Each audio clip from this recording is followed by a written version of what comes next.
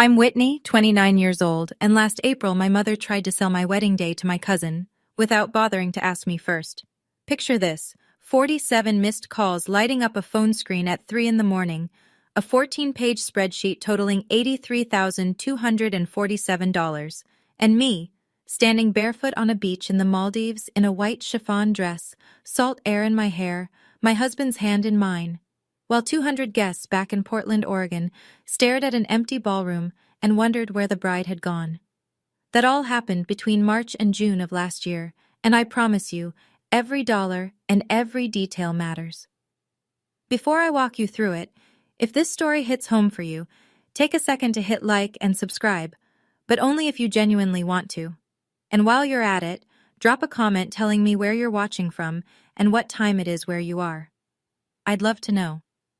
Now, let me take you back to March, the day I first realized my family had never actually seen me. My name is Whitney Collier, and for 7 years I was the most reliable piece of financial infrastructure my family ever owned. I need to give you the picture. My mother, Diane Collier, 56, worked as an administrative manager at a public high school in Portland.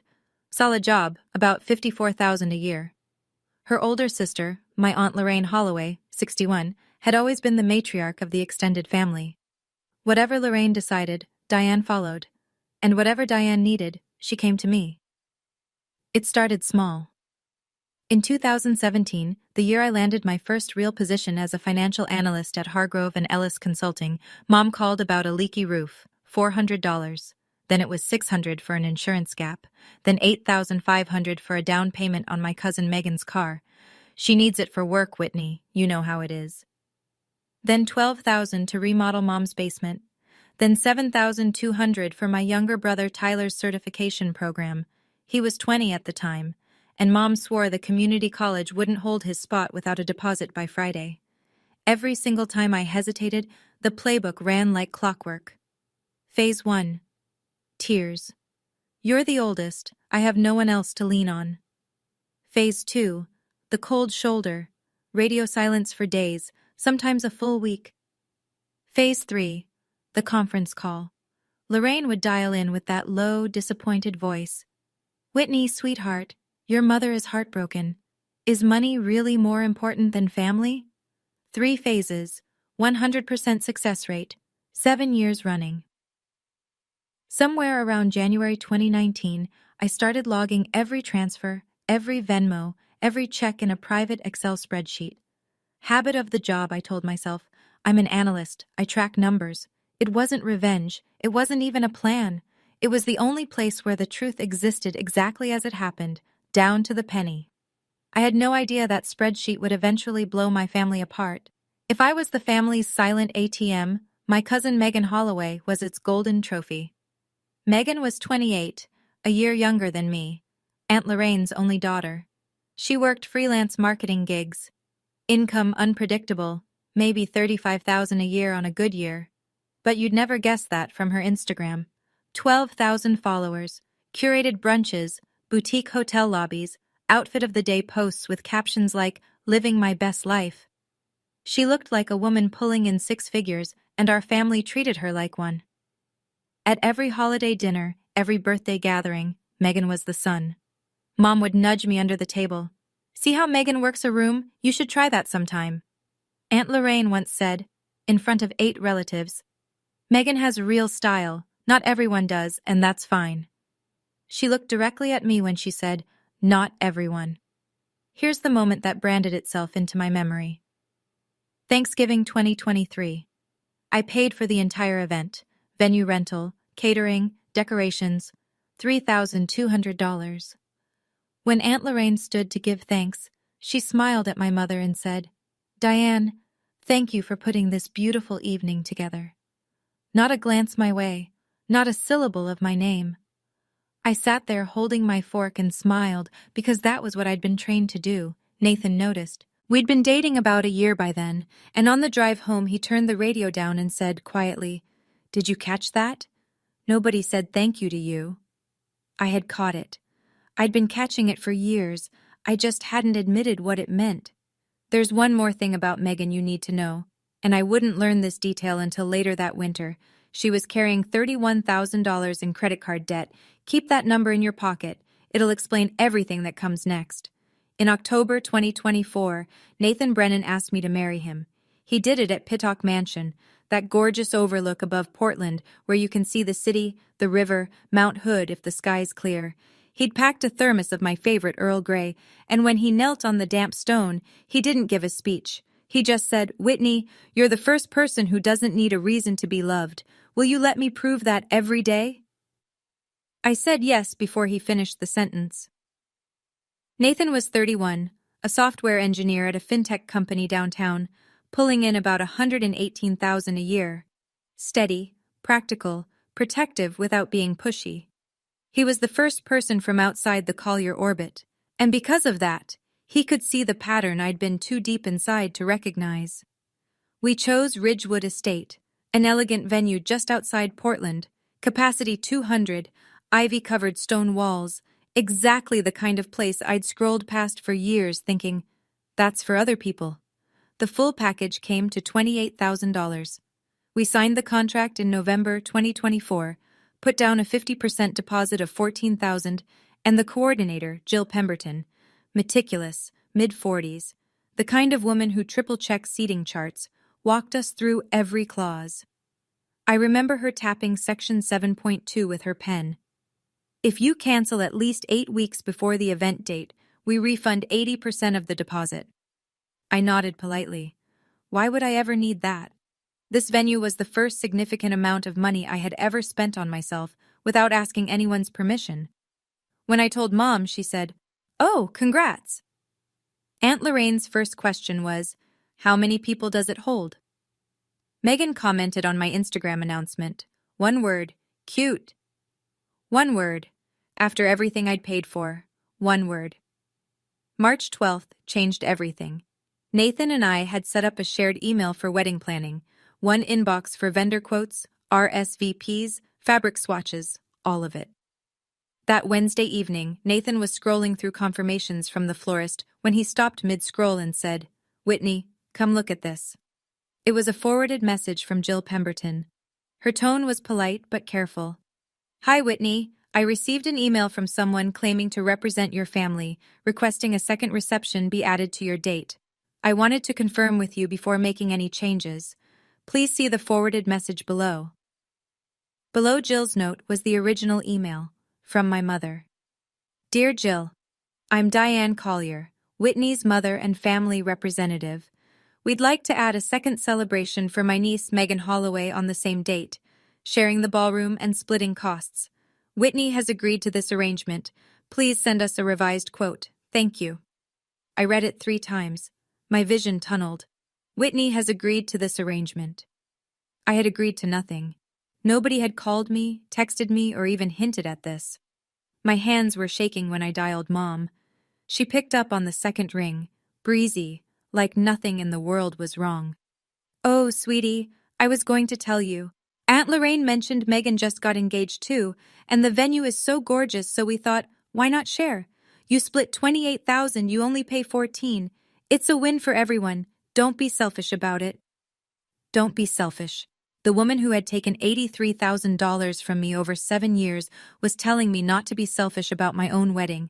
I managed 4 words before I hung up. "I never agreed, Mom." She called back twice. I didn't answer.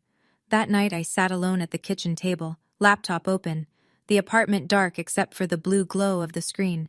Nathan had gone to bed after squeezing my shoulder and saying, "Take the time you need." I opened the spreadsheet. I'd been updating it for 6 years. Columns for date, amount, purpose, who asked, how they asked, and a notes field where I sometimes pasted screenshots of the text messages that preceded each transfer. It had started as basic bookkeeping. Now, scrolling from the first entry in January 2017 to the last one in February 2025, it read like something else entirely. I began tallying, not the way I usually did, skimming for monthly totals. This time I pulled every line into a summary sheet and let the formula run. Basement remodel for Mom, $12,000. Megan's car deposit, $8,500. Tyler's certification tuition, $7,200.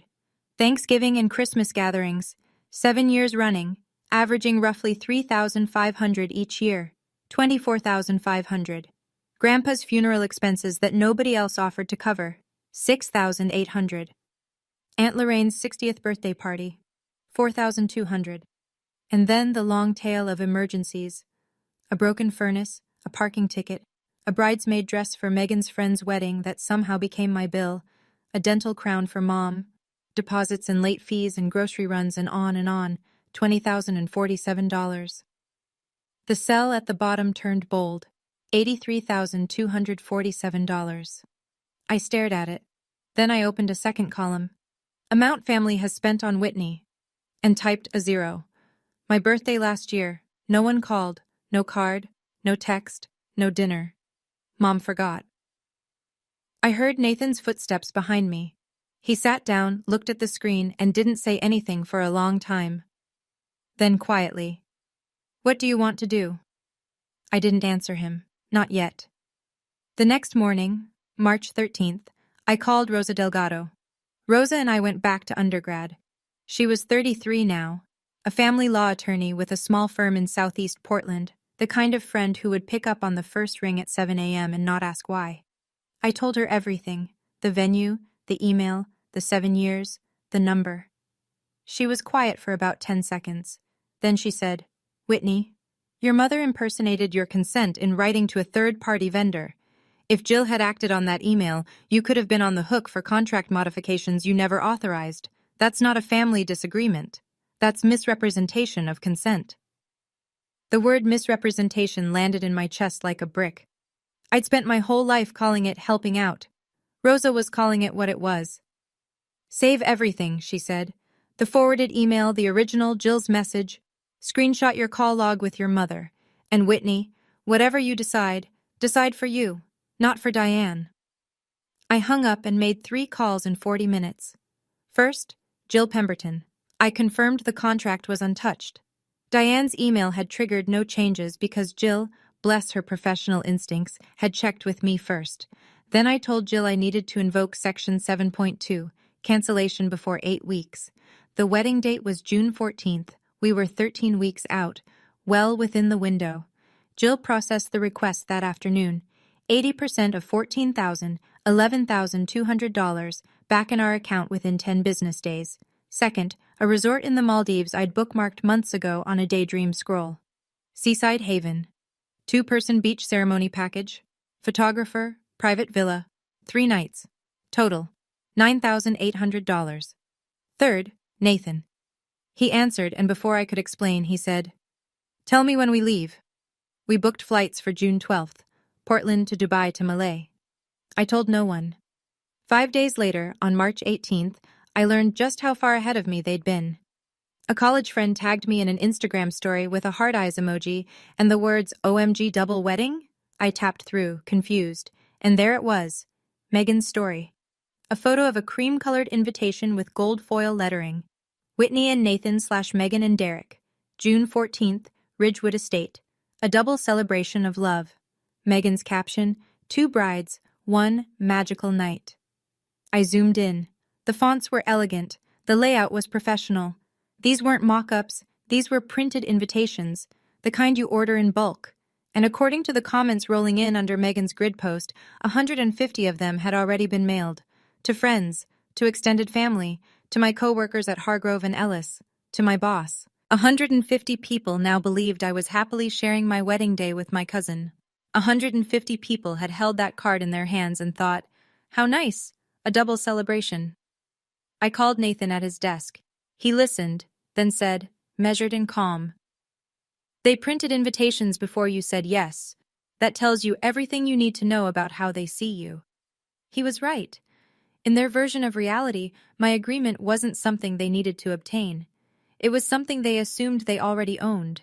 I checked my records. The Ridgewood contract had been canceled on March 14th. Jill had sent a cancellation confirmation on the 15th to the email on file. Mine. The venue was gone. The catering tied to our booking was gone. But my family had no idea. They were building a party on a foundation that no longer existed.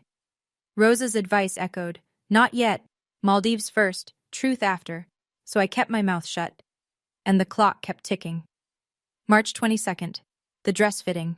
Mom had arranged it, her word, not mine, at a bridal boutique on Southwest Broadway, the kind of place with champagne flutes by the door and mirrors that run floor to ceiling. When I walked in, they were already there. Mom, Aunt Lorraine, Megan, and two other aunts whose names you don't need to remember. Everyone was smiling. Everyone had an opinion. Megan went first. 4 dresses. Each one drew gasps, applause, phone cameras raised like she was walking a runway. Gorgeous, Aunt Lorraine said, dabbing her eye. Absolutely breathtaking. Megan spun in front of the mirror, and the room orbited her the way it always had. When my turn came, Mom said, "Just pick something simple, honey. You're not the flashy type anyway." I stepped onto the platform in a white A-line. Classic clean, nothing wrong with it. The room was quiet. Nobody raised a phone. Lorraine examined her manicure. Megan glanced up from her own reflection and said, in a voice you'd use to compliment a child's finger painting, "Oh, want me to take a pic for you, Whitney?" I smiled and said, "Sure." One photo, taken from a low angle that caught the fluorescent light and half of Lorraine's shoulder. That was my fitting. In the restroom afterward, I locked the stall, sat on the closed lid, and texted Nathan, "I'm fine. 83 days. I'll wear this dress on a beach, not here." He sent back one line, "Then that dress is going to have the best day of its life." I washed my face, walked back out, and hugged my mother goodbye. It was the most deliberate performance I had ever given, and for the first time, keeping a secret from my family didn't feel like guilt. It felt like freedom. 3 days later, my phone lit up with a name I didn't expect. Grandma Eleanor. Eleanor Collier was 84, sharp as a tax audit, and living at Maple Grove Senior Residence in Salem, about an hour south of Portland. She was Mom's and Lorraine's mother, the woman who'd raised them both, and she almost never called. When she did, it meant something. "Whitney, sweetheart," she said.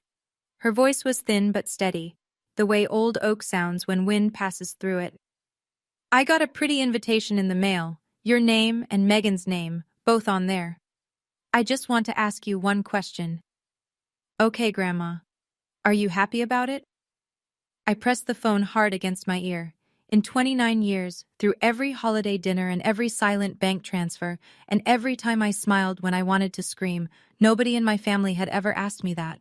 Not once. Not my mother, not Lorraine, not Megan, not Tyler. Nobody. Grandma Eleanor was the first. I couldn't answer right away because my throat had closed. 8 seconds of silence that she didn't try to fill. "Grandma," I finally said, "nobody asked me that. You're the first person." She let out a long breath. "I know my girls, Whitney. Diane and Lorraine, they're built like me in the worst ways. Always worried about what people see. But a wedding is yours, honey. It's not a stage for somebody else's show." I didn't tell her about the Maldives. I didn't tell her the venue was already canceled. I just said, "I'll be okay, Grandma. I promise." "I believe you," she said. And she meant it. After we hung up, I cried for the first time since the night I'd tallied the spreadsheet. Not from anger, from the simple, devastating relief of being seen by someone who actually cared whether I was happy. The last week of March, the pressure came from every direction at once. Mom called daily. Every conversation ended the same way, a hook pulled from the same guilt trip playbook I'd memorized by heart. "If you back out of the double wedding, you're telling me you don't respect this family. Aunt Lorraine says if you don't cooperate, she won't come, and Grandma won't come either." She wielded Grandma Eleanor's name like a hostage negotiator, and it made my stomach turn because I'd just heard Grandma's actual voice, asking the only question that mattered. Lorraine's attack came in writing. An email, subject line, family unity. 3 paragraphs of polished condescension. "In this family we share. If you choose to be selfish, you will isolate yourself. Your grandmother is 84 years old. She wants to see her family together. Are you really going to deny her that?" And then Megan sliding into my DMs with a message so perfectly passive-aggressive it could have been framed. "Hey, Whit just wanted to say I'm so excited about our double wedding. Derek and I are planning the sweetest surprise for you at the reception. Don't worry, I'll handle the decor half. You know I have better taste anyway. I screenshotted everything. Lorraine's email, Megan's message, my phone's call log showing 19 incoming calls from Mom in 7 days. I dragged every file into a folder on my desktop labeled 2025, March. Rosa had told me to save it all, and I did. When Mom called again that Sunday night, I kept my voice even. I understand, Mom. I'll think about it. What I was really thinking about was a boarding pass dated June 12th and a beach ceremony 9,000 miles away. But she didn't need to know that. Not yet. April 5th, a Saturday. Dinner at Aunt Lorraine's house. 12 people around a long dining table. Lorraine at the head, naturally. Mom to her right. Megan and her fiancé Derek Voss across from me. Derek was 30, a real estate agent. Decent enough guy who always looked slightly uncomfortable at family events, like he'd wandered into someone else's reunion. Then there were 2 other aunts, an uncle, a few cousins, and Nathan beside me, his hand resting on my knee under the table. Lorraine clinked her glass before the salad course. I'd like to raise a toast to our 2 brides. The room applauded. Megan beamed. I smiled and lifted my water. Mom leaned across the table. Whitney, do you want to say something? 12 pairs of eyes turned to me. I let one beat pass. Then, I'm just really grateful to everyone here. True, diplomatic, committed to nothing. Megan wasn't done. She pulled out her iPad and propped it against the centerpiece. I put together a mood board. Tell me what you guys think. She swiped through. White roses with gold accents, a massive floral arch, a custom photo booth, and there, centered on every frame, Megan and Derek in elegant script. Nathan's and my names appeared once, in the bottom right corner of a seating chart mock-up, 2 font sizes smaller. Nobody mentioned the difference. Maybe nobody noticed. Nathan noticed. I felt his knee press against mine once, firmly. On the drive home, he was quiet until we hit the freeway. Then he said, "Your name was 3 font sizes smaller than Megan's." I know. So you know you're making the right call. I stared out the windshield at the rain and didn't answer because I didn't need to. 2 months and 9 days. That was all I had to survive. April and May disappeared in a double life I never imagined I'd be living. On the surface, I attended 2 more family planning calls, nodded through a group text about table linens, and even approved a sample menu that Megan forwarded with a smiley face. Every interaction was theater, and I played my part with the calm precision of someone defusing a bomb by pretending it's a birthday present. Behind the curtain, Nathan and I built the real wedding piece by piece. Our flights were locked. Portland to Dubai, Dubai to Malay, June 12th. Seaside Haven Resort confirmed the 2-person ceremony package. Beachfront at sunset, a local officiant, a photographer named Amir, who sent sample galleries that made my chest ache with how simple and beautiful it all looked. $9,800 total for 3 nights in an overwater villa, the ceremony, and a private dinner on the sand afterward. The refund from Ridgewood Estate, $11,200, had landed in our joint account on March 28th, exactly on schedule. Jill Pemberton's confirmation email sat in a folder I checked twice a week just to make sure it was still real. I quietly messaged about 15 close friends, not family, and told them the wedding plans had shifted and I'd share details soon. No one pushed. Real friends don't. I ordered a second wedding dress online, not the A-line from the boutique. That one was too tangled with Lorraine's smirk and Megan's condescending offer to take a photo. This one was chiffon, floor length, $380, designed for bare feet and warm wind. And then there was the spreadsheet. Rosa reviewed every page, cross-referencing bank statements I'd pulled. 14 pages. Airtight. She converted it to PDF and said, "You don't have to send this to anyone, but if you ever choose to, it's ready." If. That word carried a lot of weight. June 14th, 4 o'clock in the afternoon. Ridgewood Estate, Portland, Oregon. I wasn't there. But I can tell you exactly what happened, because Nathan's friend Marcus was on the guest list. He'd received one of the 150 invitations, and he sat in his car across the parking lot and told us everything later, down to the minute. Guests began arriving at 3:45. Women in pastels, men in summer suits, the lawn freshly mowed, the Oregon sun actually cooperating for once. Aunt Lorraine swept in wearing a teal mother of the bride ensemble like she owned the property. Mom wore lavender. Megan was somewhere inside, reportedly in a $4,200 dress that Lorraine had quietly put on a credit card. By 4:15, people started checking their phones. The ballroom doors were closed. No coordinator at the entrance. No welcome table. By 4:20, Mom called me. Voicemail. She called again. Nathan's phone? Voicemail. 3 more attempts in 10 minutes. At 4:45, Jill Pemberton walked out to the garden where guests were milling in confusion. She approached my mother directly and spoke in the measured tone of someone who had rehearsed professionalism for decades. Mrs. Collier, I need to inform you that the contract with Whitney Collier and Nathan Brennan was canceled on March 14th, per clause 7.2. We have no active booking under their names. The venue has been rebooked for a corporate event beginning at 7 p.m. Mom's face went white. Canceled? I didn't know about any cancellation.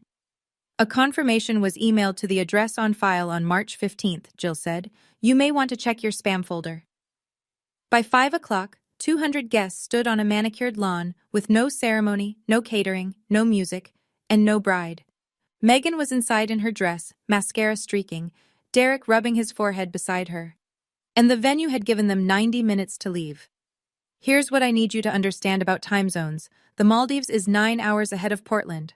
So while 200 guests were pulling into the Ridgewood parking lot at 4 p.m. Pacific, it was already 1 in the morning on June 15th where I was, and our wedding had happened 11 hours earlier. Let me take you there.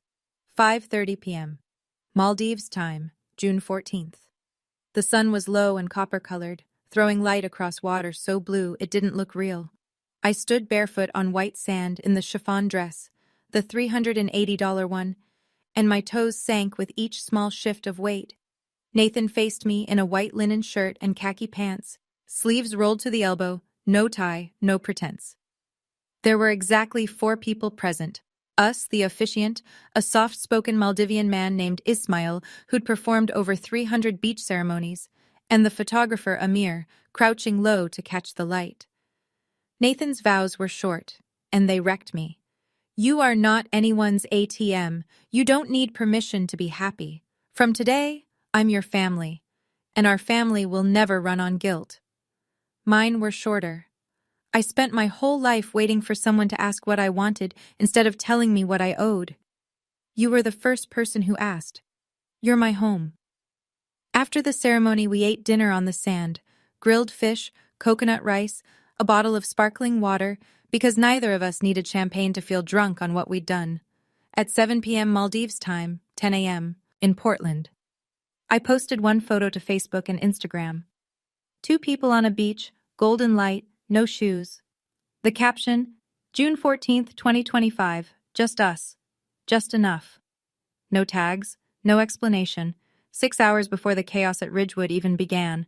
Now, before I continue, if you've made it this far and you're feeling any of this in your chest, I want you to know you're not alone. Thousands of people have sat where I sat, tallying up what they've given versus what they've received, wondering if they're allowed to say enough. If this story is speaking to you, do me a favor. Drop a comment, share it with someone who needs to hear it, and make sure you're subscribed so you don't miss what happens next. Because what happened next? It made everything before look like the opening act. All right. Back to June 14th, 9 p.m. Maldives time. I'd turned my phone off for the ceremony and kept it off through dinner. Nathan and I sat on the villa deck watching the dark ocean breathe, and for 3 perfect hours the world was exactly as small as we needed it to be. At 9 p.m., Maldives time, noon in Portland, I powered the phone back on. It took 45 seconds for the notifications to finish loading. 47 missed calls, 19 from Mom, 11 from Aunt Lorraine, 8 from Megan, 5 from Tyler, 2 from numbers I didn't recognize, 2 from Aunt Linda, 93 text messages. Mom's thread alone was a timeline of disintegration. The early ones, sent around 3 p.m. Portland time, were confused. Where are you? Everyone's waiting. By 4:30, they'd turned desperate. Whitney Collier, call me back right now. By 5, after Jill's announcement, They went nuclear. You canceled the venue? Have you lost your mind? And then the final message, sent at 5:47 p.m. 8 words that I read twice and will remember forever. You are no longer my daughter. We're done. Lorraine's thread was shorter and colder. You have destroyed Megan's most important day. There will be consequences. Megan, how could you do this to me? I'm standing in my wedding dress in an empty room.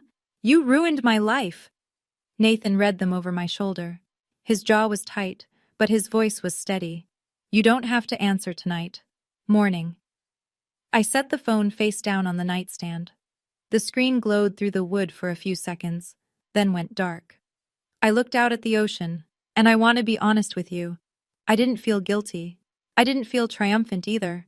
I felt something I hadn't experienced in years, maybe ever. Light. Like something enormous had been lifted off my back. The phone rang at 3:12 a.m. I'd been drifting in and out of sleep, the kind of half-consciousness where your body rests, but your mind replays the day on a loop. Nathan was out cold beside me, breathing slow and even.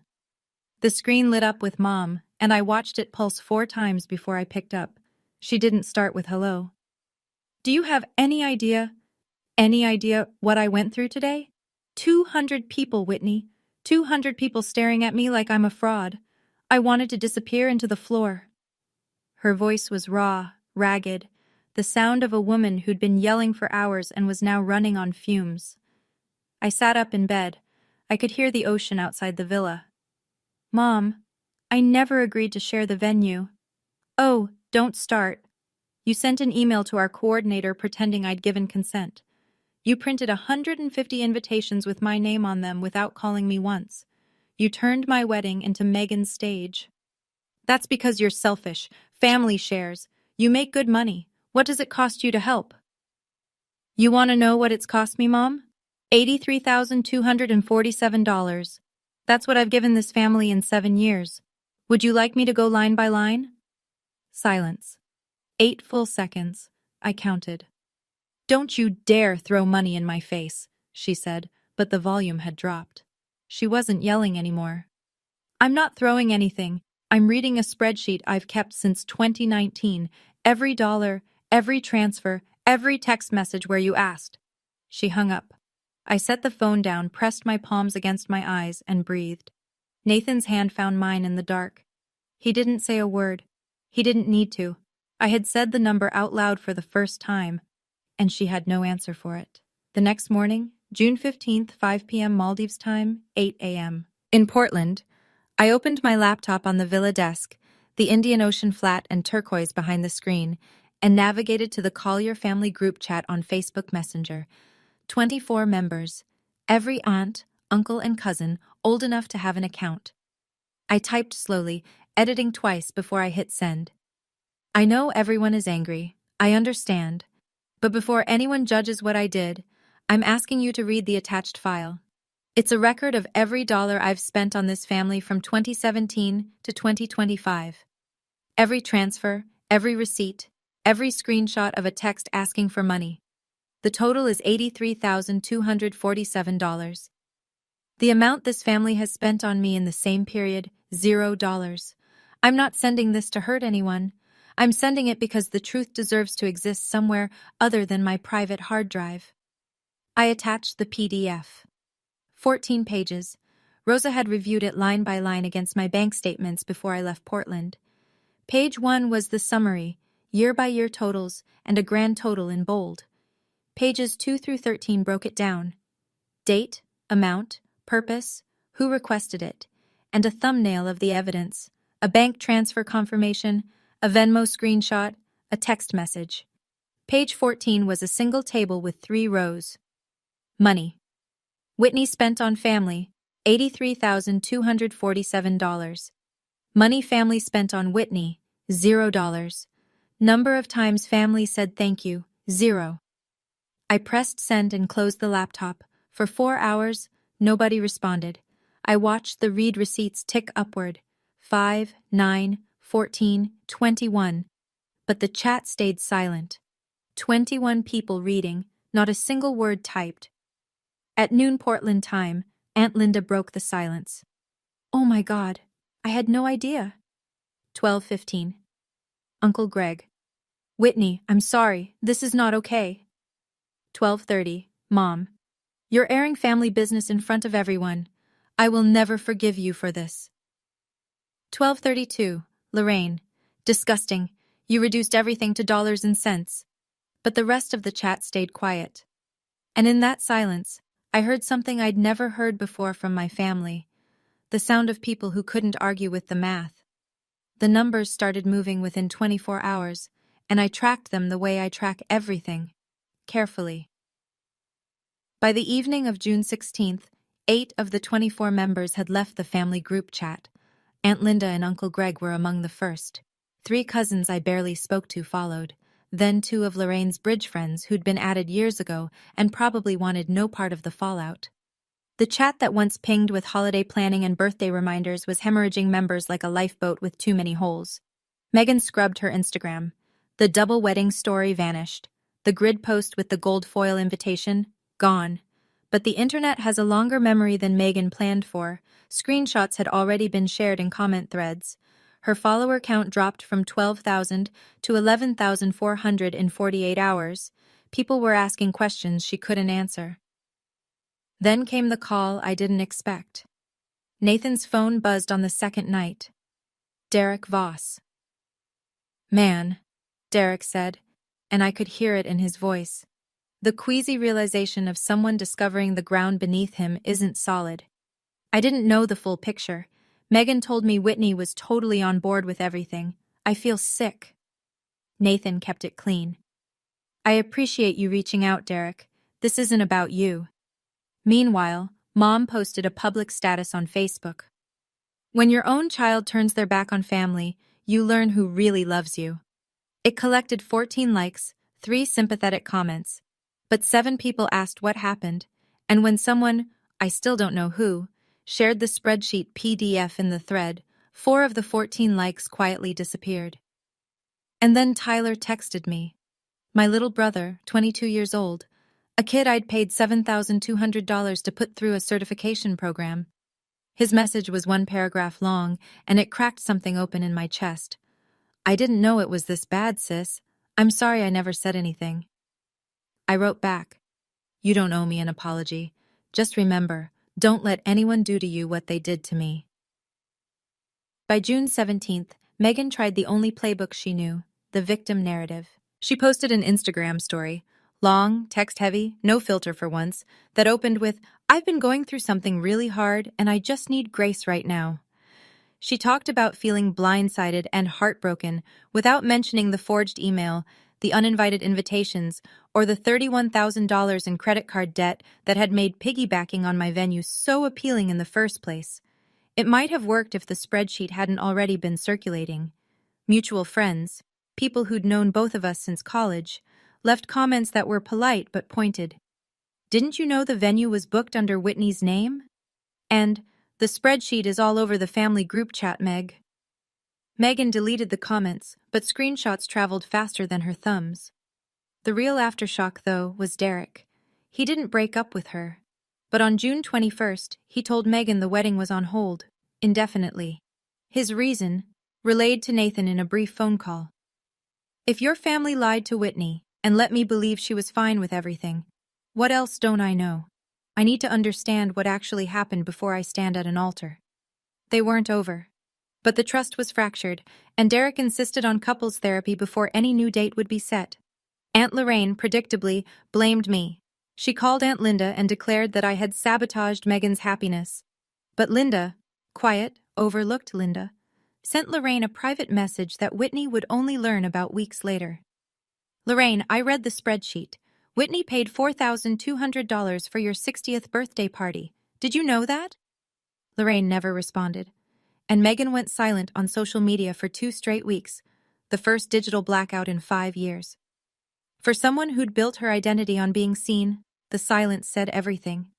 The fallout for Mom was slower, quieter, and more devastating than anything that happened online. Within the week following June 14th, the story spread through the extended Collier Holloway network, roughly 40 people across 3 generations. The spreadsheet PDF was forwarded at least 5 times that I could track, though probably more. And the question everyone was asking wasn't, why did Whitney run? It was, did Diane really take $83,000 from her own daughter? The answer was 14 pages long, and nobody could dispute it. The first domino fell at Maple Grove. Grandma Eleanor called Mom. I wasn't on the line, but Tyler told me afterward, word for word, because he'd been in the kitchen when Mom took the call on speaker by accident. "Diane," Grandma said, "I raised you better than this. You used your daughter like a cash machine for 7 years. $83,000. I am ashamed." Mom cried. She cried for a long time. But she didn't argue. There was nothing to argue. The numbers were the numbers. The second domino fell at St. Andrew's, the church the Collier family attended every Sunday. People talked. Of course they talked. After 2 Sundays of being approached with careful questions and poorly hidden pity, Mom stopped lingering after service and started leaving through the side door. Then the third, and maybe the cruelest, Aunt Linda quietly volunteered to host Thanksgiving that year. "I think it's better if I handle it this time," she said, so gently it almost sounded like kindness. But everyone understood what it meant. For 20 years, Diane Collier had organized the family Thanksgiving. It was her one piece of visible authority, her proof that she mattered, and just like that, it was gone. Mom didn't call me for 3 weeks, the longest silence of my life. And the first one that didn't feel like punishment. It felt like breathing room. June 20th, Portland International Airport. Gate C12. Nathan and I walked off the jetway with tans we hadn't earned and a marriage license from a country most of my family couldn't find on a map. Our carry-ons were light. Everything else, the notifications, the voicemails, the wreckage, was heavy enough. The apartment smelled like stale coffee and the basil plant Nathan had forgotten to water. I set my bag down, opened the laptop, and the screen lit up like a switchboard. 214 Facebook notifications, 38 emails, 12 voicemails. The digital debris of a family implosion. I didn't open everything. Rosa had coached me before I left. When you get back, triage. Only read what moves you forward. Everything else is noise. So I filtered. Rosa's messages, read. Tyler's, read. Grandma Eleanor's voicemail. 7 seconds, just her voice saying, "Welcome home, sweetheart." Jill Pemberton's final confirmation that the refund had been processed and the file was closed. Those 4. Everything else, I left blue and unread. Nathan heated leftover soup, the kind that comes from a can, nothing fancy. And we sat at the kitchen table where, 3 months earlier, I'd stared at a spreadsheet and felt the floor shift under my life. "So," he said, stirring his bowl, "we need to figure out who gets to be in our life, and on what terms." I pulled a legal pad from the drawer, the yellow kind, lined, the most unglamorous tool in the world, and wrote 2 words at the top, my boundaries, not a declaration of war, not a revenge plan, just a list. A line drawn in ink by a woman who'd spent 29 years not knowing she was allowed to hold a pen. The question now was who would respect that line, and who wouldn't. Tyler's message arrived on June 22nd, 2 days after we got home. It wasn't a text. It was a full email, which for a 22-year-old felt almost ceremonial. "Whitney, I read the spreadsheet, all 14 pages. I saw the line, $7,200, Tyler's certification program. I didn't know that money came from you. Mom told me it was from her savings. She looked me in the eye and said she'd been putting it aside for years. I believed her. I'm not going to pretend I knew and stayed quiet. I genuinely didn't know, but I should have asked. I should have noticed that you paid for everything and nobody ever said your name at the table. I want to pay you back, not all at once. I'm on a part-time salary, but I'll figure out a plan. You'll get every dollar, I promise." I sat at my desk and read it twice. The second time, the line about Mom's lie hit different. She hadn't just taken my money. She'd taken credit for it. She'd let my brother believe she was the one sacrificing, while I quietly wired the funds and got nothing in return, not even the truth. I wrote back, "Tyler, you don't owe me money. You owe me nothing. but I'm going to ask you for something worth more than $7,200. Don't let anyone turn you into what they turned me into. If someone asks you for money and follows it up with tears and silence when you hesitate, that's not love. That's a system, and you deserve better. He called me that night. We talked for 40 minutes, the longest conversation we'd had in years. By the end, I'd invited him to dinner the following Saturday. He became the only family member on the weekly call list, the only one who didn't need conditions because he'd already met them. He told the truth, and he showed up. June 28th, a Saturday. I spent the morning drafting an email I'd been composing in my head since March. Rosa didn't write it for me. She offered, and I said no. This had to be my voice. But she reviewed it for clarity and tone before I hit send, the same way she'd reviewed the spreadsheet. Calm, factual, unassailable. Subject line: moving forward, my boundaries. Mom, I love you. That's true, and nothing that happened changes it. But I can't continue a relationship where I am the one who gives endlessly and receives nothing back. Not money, not acknowledgement, not respect. For us to move forward, I need 3 things. 1. You acknowledge that sending an email to Jill Pemberton claiming I had agreed to share the venue was wrong. Not a miscommunication. Wrong. 2. You never again make a financial decision or sign anything on my behalf without my explicit written consent. 3. You stop comparing me to Megan, or to anyone. I am not a supporting character in someone else's story. If you're willing to meet these conditions, I'm here. We can rebuild. It won't be overnight, and it won't be the way things were before, because the way things were before nearly cost me everything. If you're not ready yet, that's okay too. I'll be here when you are, but I'll be here at a safe distance. Whitney. I read it aloud to Nathan before sending. He listened without interrupting, then said, "That's the strongest thing you've ever written." I clicked send at 11:04 a.m. The read receipt came back at 9:47 p.m., nearly 11 hours. I could picture her reading it at the kitchen table, maybe rereading it, maybe sitting with it the way I'd sat with the spreadsheet that night in March. She didn't respond. 1 day passed, then a week, then 2. And for the first time, her silence didn't crush me.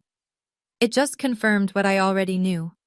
The next move was hers, and I was done performing. Lorraine's response came on July 2nd. 1 final email, 5 sentences, no warmth. Whitney, you have destroyed this family. Your spectacle was selfish, your spreadsheet was manipulative, and your absence from that venue humiliated people who have loved you your entire life.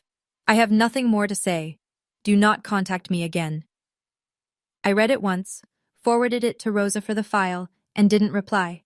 Some doors close themselves, and the kindest thing you can do is let them. Megan's message arrived 3 days later, on July 5th. It was longer, messier, and harder to dismiss. Whitney, I know I owe you an apology. I knew about the email Mom sent to the coordinator. I knew about the invitations before they were printed. I should have said something. I'm sorry. Then the second paragraph. But you could have just talked to us instead of disappearing. You could have told me to my face. That hurt. I sat with it for a day before responding. When I did, I kept it to 2 sentences. I spent 7 years talking to this family, Megan. It cost me $83,247 and 0 respect. Talking didn't work. She didn't write back. A week later, Derek called Nathan one more time. His voice was different, tired, but less rattled than before. Megan and I started couples therapy, he said. I think we both have a lot to figure out. I just wanted you to know. Nathan said, I respect that.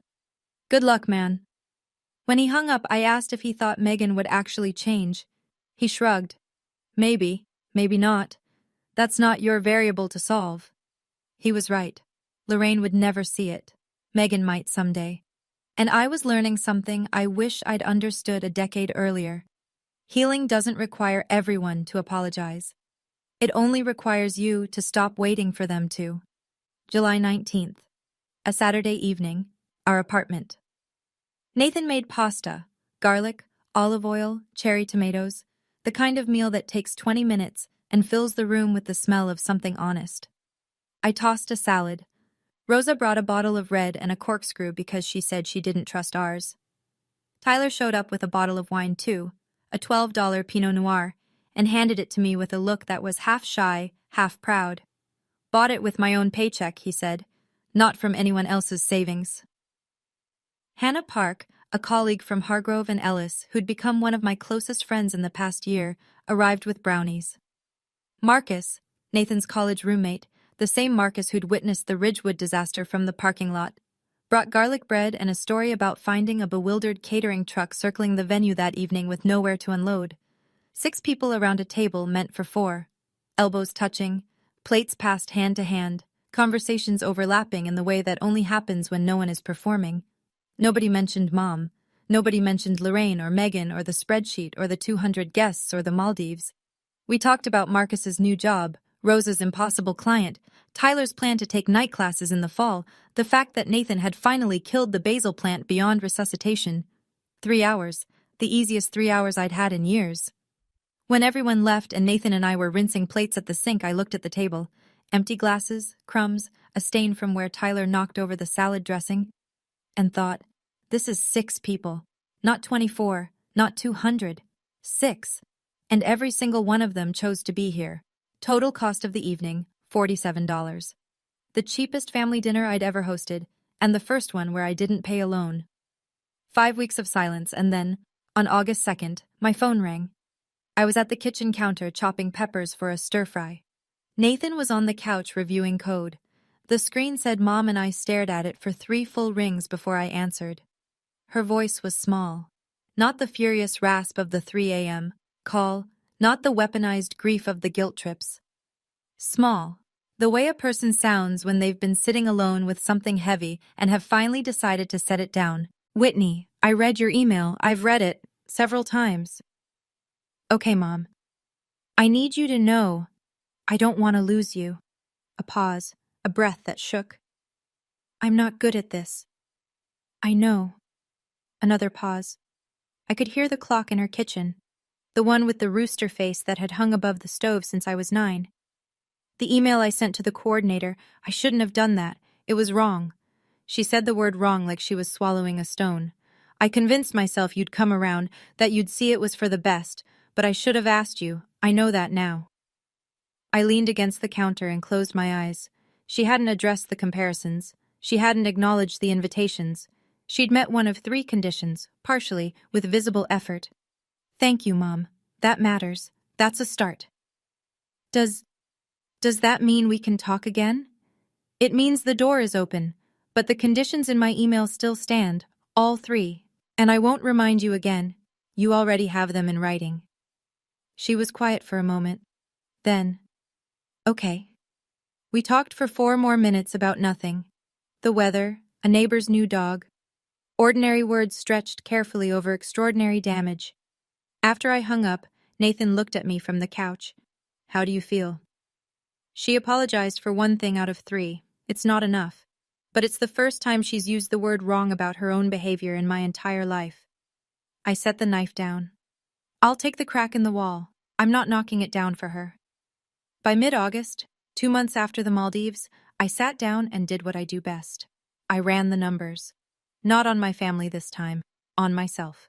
Since June 14th, with no more emergency transfers, no catering bills for someone else's party, no mysterious deposits into relatives' accounts, my savings had increased by $4,800 in 8 weeks. That was more than I'd saved in any comparable stretch over the previous 7 years. The math was obscene in its clarity. The single biggest drain on my finances had never been rent, or student loans, or Portland's cost of living. It had been my family. The other metrics shifted too. Number of guilt trip phone calls received since the boundary email, 0.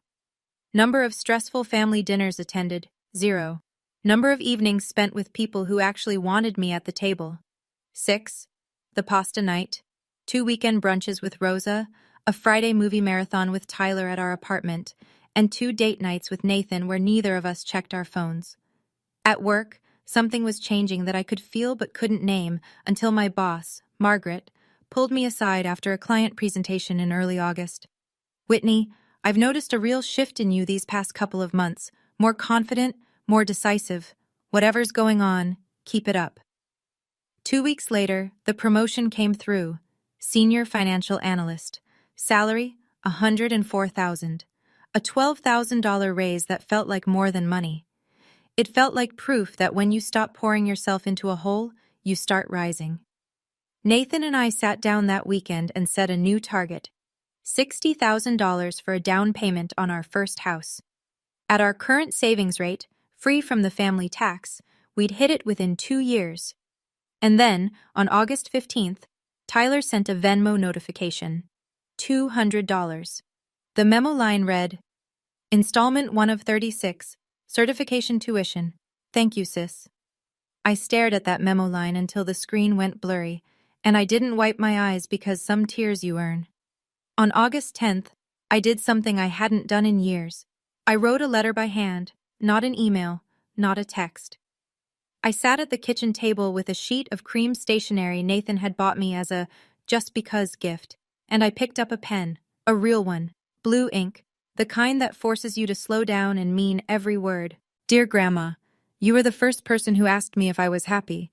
I want you to know, I am. My wedding had 2 people. No ballroom, no 200 chairs, no gold foil invitations. Just a beach, a sunset, and a man who asks me every morning what I need instead of what I owe. I'm sorry you didn't get to be there, but I think you understand why it had to happen the way it did. You told me once that family is the person who asks if you're happy. You were right, and I need you to know, by that definition, you are my family. You always have been. I'm enclosing a photo. It's me and Nathan on the beach. I'd love it if you kept it somewhere you can see it. I love you. Whitney. I slid the Maldives photo, the one from the ceremony, printed on matte cardstock, into the envelope, addressed it to Maple Grove Senior Residence in Salem, and dropped it in the mail on my way to work. 3 days later, my phone rang. Grandma Eleanor. I picked up immediately. Sweetheart, she said, and her voice was warmer than sunlight. I hung your picture right next to my bed. You're beautiful. Nathan's a good-looking man. And the ocean? My goodness, it looks like a painting. It felt like one, Grandma. I believe that. A soft pause. You chose right, Whitney. Don't let anybody tell you different. I promised her I wouldn't. And I meant it the way you mean something you've paid $83,000 to learn. So, that's my story. I know some of you are going to call it a revenge story. I understand why. A canceled venue, an empty ballroom, a spreadsheet heard around the family group chat. It has all the ingredients. But sitting here now, 8 months removed from that beach in the Maldives, I don't think revenge is the right word. Revenge is when you want someone to suffer. What I wanted was something quieter and harder than that. I wanted to stop disappearing. I wanted the truth on the table instead of locked in a private Excel file. I wanted my wedding day to belong to me.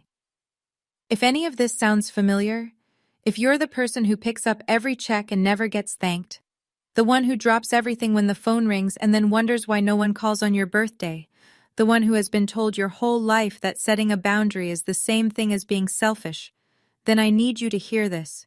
You are not selfish for choosing yourself. You are not cruel for saying no. And you are not alone. $83,247 and 7 years. That was my tuition. I hope your lesson costs you less, but whatever the price, it's worth it.